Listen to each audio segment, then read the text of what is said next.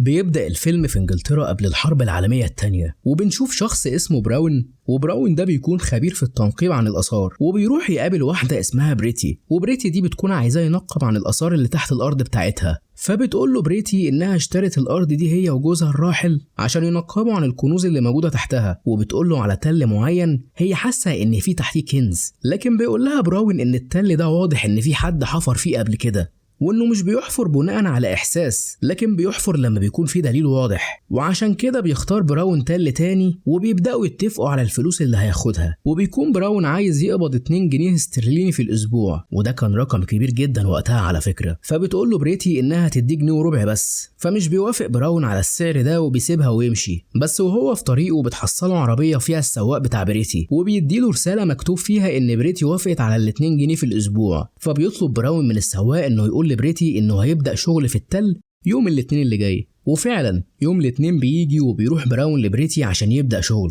ولأن براون بيته بعيد جدا عن هنا، بتقرر بريتي إنه يكون ضيف عندها ويقعد في نفس البيت اللي السواق بتاعها ساكن فيه. وكمان بتجيب له 2 شكلهم غريب جدا يساعدوه في الحفر، وبتطلب منه إن ابنها الصغير روبرت يكون معاهم وهم بيحفروا، وبتعرفه إن روبرت بيحب التنقيب وإنها عايزاه يكون زيه في يوم من الأيام. بيبتسم براون وبيوافق على الطلب ده، وبيبدأ حفر في المكان اللي هو قال عليه. وأثناء الحفر بيلاقي لوح خشبي، فبيخلي روبرت يروح لوالدته بريتي ويقول لها على الاكتشاف. ولما بتعرف بريتي بتروح للمكان وبتشوف اللوح الخشبي ده. لكن في نفس الوقت ده بيوصل لهم شخصين، واحد اسمه ماينارد والتاني اسمه ريدموند، والاتنين دول بيكونوا شغالين في المتحف الوطني. فبينزل ماينارد الحفرة وبيشيل اللوح الخشبي مع براون، ولكن اللوح بيتكسر وبيتضح ان مفيش اي حاجة تانية تحتيه، وانه مجرد اكتشاف عادي جدا. فبيتضايق براون جدا انه ملقاش حاجة، وان شكله بقى وحش قدام بريتي، وانه ملقاش حاجة في المكان اللي صمم انه يحفر فيه. والناحية التانية بنشوف ماينارد وريدموند وهم قاعدين مع بريتي، وبيقولوا لها انهم عايزين ياخدوا منها براون عشان ينقب لهم في موقع روماني، ومن المحتمل انهم هيلاقوا فيه آثار كبيرة جدا. لكن بريتي بترفض، بس بتقول لهم لو براون موافق فهو حر. ولما براون بيعرف بيرفض بشدة، وبيكون مصمم انه يحفر في ارض بريتي. وبعد فترة بنشوف براون واللي كان حفر حفرة كبيرة جدا، وبتكون بريتي واقفة قدامه وهو بيكلمها بيدخل جوه الحفرة دي. لكن الصدمة ان التراب اللي حفره بيقع عليه وبيدفن تحت الارض اللي حفرها. فبتنادي بريتي على المساعدين بتوعه وعلى باقي الناس اللي شغالين في الارض واللي بيقدروا انهم يحفروا في الارض بايديهم، وبيخرجوا براون من تحت الارض. وبتجيب له بريتي ميه عشان يخرج التراب اللي بلعه لما وقع جوه الحفرة. وبعد اللي حصل ده مش بيستسلم براون ابدا، وبيكون عاوز يحفر مرة تانية في اسرع وقت ممكن. وبيقول لها انه لما اتدفن في الارض دي عرف نوعها كويس، وده اللي اتعلمه من جده زمان وهو صغير. وبيعترف لها ان المكان اللي هي كانت عايزاه يحفر فيها في البداية هو اللي صح، وانه هيبدأ حفر فيه فورا. وفعلا في تاني يوم بيكتشف براون مقدمة سفينة ضخمة بعد ما حفر في التل اللي قالت له عليه بريتي قبل كده. وبيطلب من بريتي انها تيجي تشوفه، وبتفرح بريتي جدا هي وابنها روبرت بالاكتشاف الضخم ده. وبيقول لها براون ان السفينة دي في الغالب هتكون لملك قديم، ورجالته هم اللي دفنوها في المكان ده، وبالتأكيد هيكون جواها كنوز لا تعد ولا تحصى.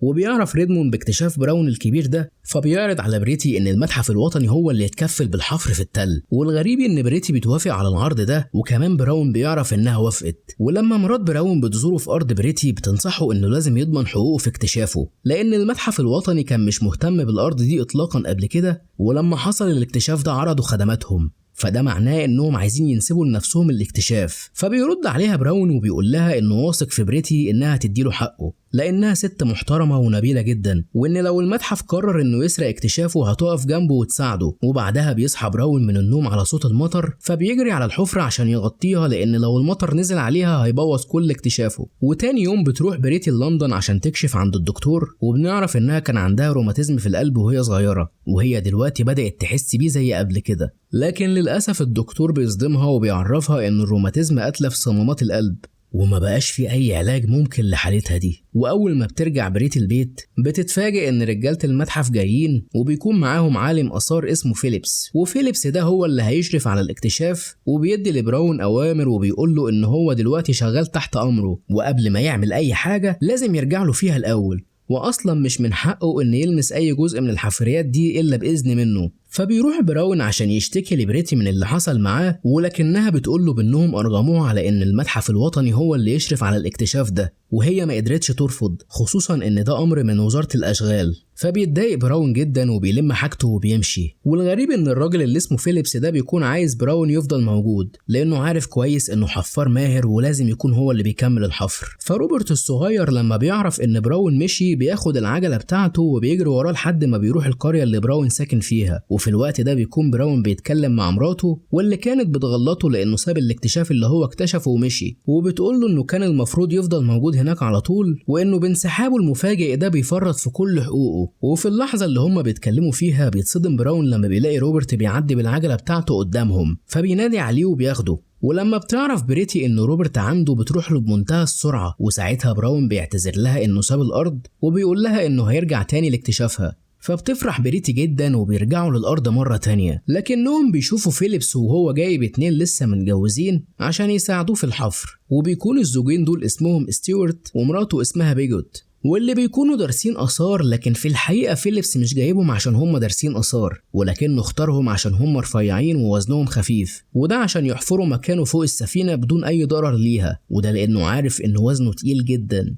لكن في يوم وهم بيحفروا بتلاقي بيجوت قطع ذهبية، ولما بيكملوا حفر بيلاقوا عدد كبير من القطع الذهبية دي. فساعتها بيقرر فيليبس انه يسلم القطع دي للمتحف الوطني، لكن بتتدخل بريتي وبتقوله انهم على وشك دخول حرب وممكن ألمانيا تقصف المتحف في اي وقت. لكن بنتفاجئ ان بريتي بتاخد حكم من المحكمة بالاحتفاظ بالكنز بالكامل، وده لأن الكنز كان موجود تحت أرضها. فبتقرر بريتي إنها تحتفل بالحدث ده، وأثناء الاحتفال بتقول للناس كلهم إن براون هو السبب الرئيسي في الاكتشاف ده. فبيشكرها براون، لكن فيليبس بيطلب منه إنه يقنعها إنها تتبرع بالكنوز دي للمتحف البريطاني. والغريب إننا بنشوف بريتي بتوافق إنها تتبرع بالكنوز دي كلها، لأنها شايفة إن الكنوز دي حق الشعب كله ومش حقها هي لوحدها. وفي أثناء الحرب بنعرف إن الكنز ده كان مستخبي في محطة مترو الأنفاق في لندن، واتعرض في المتحف البريطاني بعد وفاة بريتي ب9 سنين. وما تذكرش اسم براون كمكتشف للسفينة إلا في السنوات الأخيرة من القرن اللي فات. وبينتهي الفيلم. الجدير بالذكر إن الفيلم ده مبني على أحداث حقيقية. وسؤال النهاردة، لو أنت مكان بريتي هل هتتبرع بالكنز ده لبلدك ولا هتحتفظ بيه لنفسك؟ مستني إجابتكم في الكومنتات، وما تنسوش تعملوا لايك للفيديو وتشتركوا في القناة عشان يوصل لكم الفيديوهات الجاية. شكراً.